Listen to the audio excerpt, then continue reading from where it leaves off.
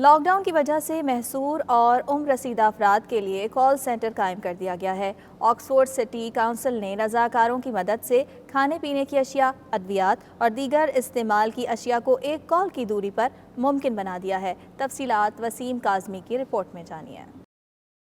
Corona virus کی وجہ سے لاک ڈاؤن میں گھرے عمر رسیدہ افراد کے لیے آکسفورڈ سٹی کونسل نے کال سینٹر قائم کیا ہے، جو رضاکاروں کے ذریعے ضرورت مند بزرگوں کو ان کے دروازوں پر ادویات اور دیگر گھریلو استعمال کی اشیاء کی ترسیل کو ممکن بناتا ہے۔ آکسفورڈ سٹی کونسل نے اس پروجیکٹ کو زیادہ سے زیادہ کارآمد بنانے کے لیے مقامی مساجد کی انتظامیوں کو بھی شامل کیا ہے، تاکہ مدد کے لیے وصول کی گئی کالز کو تیزی سے عملی جامہ پہنایا جا سکے۔ اس موقع پر cabinet member of supporting communities Nadeem Murtaza اور کونسلر میریٹڈ بال نے کہا کہ کال سینٹر پر لوگ کال کر رہے ہیں اور ان کی مدد کو تیزی سے یقینی بنایا جا رہا ہے۔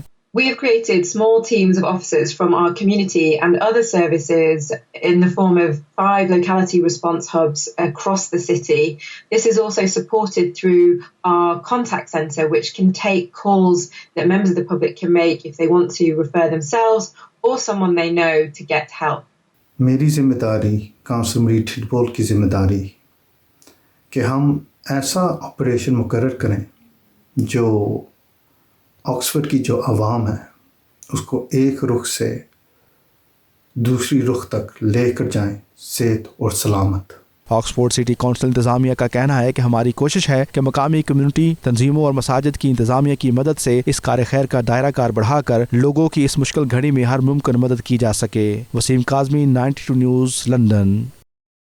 عائشہ مسجد اور اسلامک سینٹر کے شعبہ آئی کیئر نے آج والسل مسلمان کمیونٹی کی طرف سے تمام حفاظتی اقدامات مد نظر رکھتے ہوئے لوکل اسپتال میں کارکنان کے لیے ظہرانے کا انتظام کیا ہے۔ اس اقدام کو لوکل کمیونٹی اور اسپتال کی انتظامیہ کی طرف سے بہت سراہا جا رہا ہے۔ تفصیلات کے لیے دیکھتے ہیں عرفان احمد فراز کی یہ report.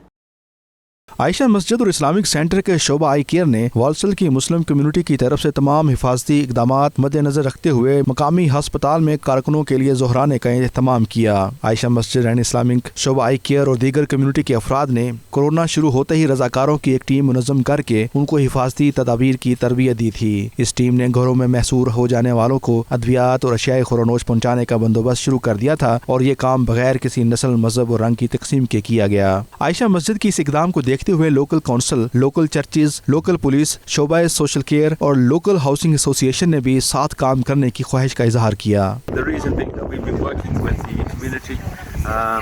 Doing our bit. We've got Walsall Aisha Mosque, iCare, and we've been doing our little bit, distributing food whenever people have needed shopping, etc. So we'll be doing that as well.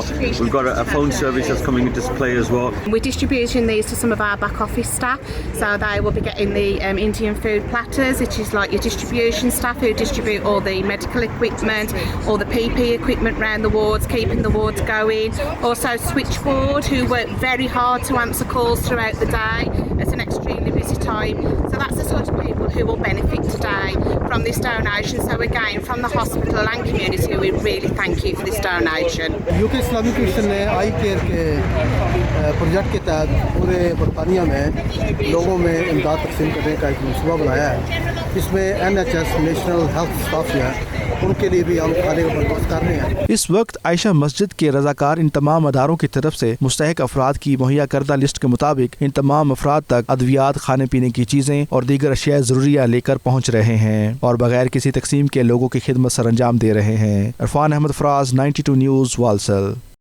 پہلے زلزلہ اور اب corona virus. اہلیان کھڑی شریف کا سفید پوش طبقہ اور روزانہ اجرت پر کام کرنے والے مزدور مالی طور پر بری طرح متاثر ہوئے۔ ان افراد کی مدد کے لیے اوورسیز پاکستانی خاموشی سے اپنا کردار ادا کر رہے ہیں۔ کھڑی شریف سے تنویر بخاری رپورٹ کر رہے ہیں۔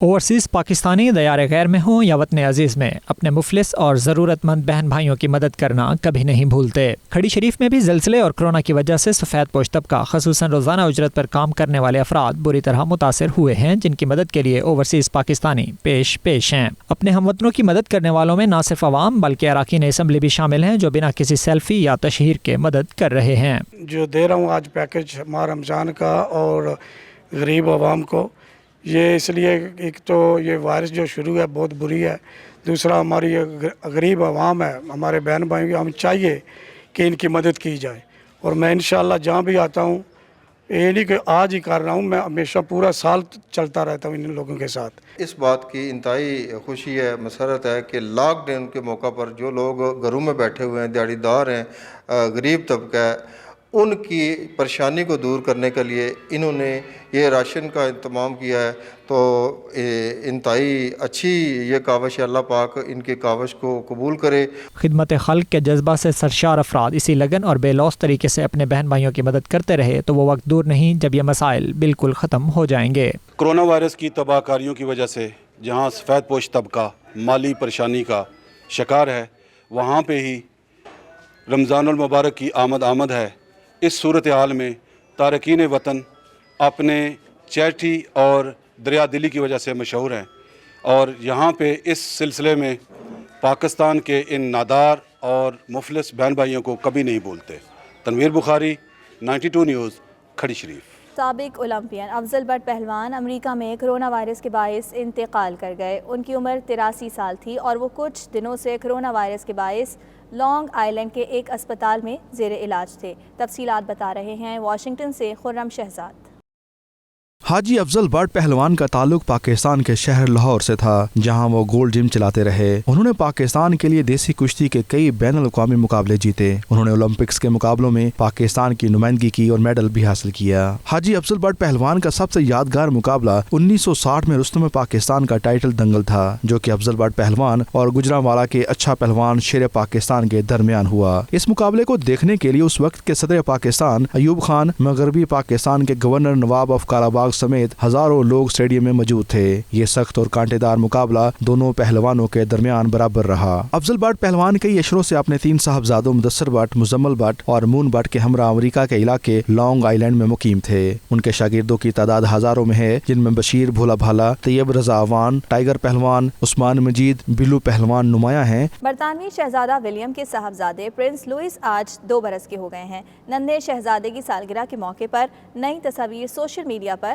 وائرل ہو گئی ہیں۔ برطانوی شاہی محل نے شہزادہ لوئس کی 2ری سالگرہ کے موقع پر نئی تصاویر جاری کی ہیں، جو شہزادہ ولیم کی اہلیہ کیٹ مڈلٹن نے کھینچی ہیں۔ تصویر میں ننھے شہزادے کے دونوں ہاتھوں پر کوسے قزح کے رنگ بکھرے نظر آتے ہیں، جس کا مقصد کورونا کے خلاف فرنٹ لائن پر برسر جنگ طبی عملے کو خراج تحسین پیش کرنا ہے۔ شاہی محل نے شہزادے کا ایک صفحے پر چھاپا گیا ہینڈ پرنٹ بھی جاری کیا، جو نارفولک میں ان کے گھر کی ایک کھڑکی پر چسپاں کیا گیا ہے۔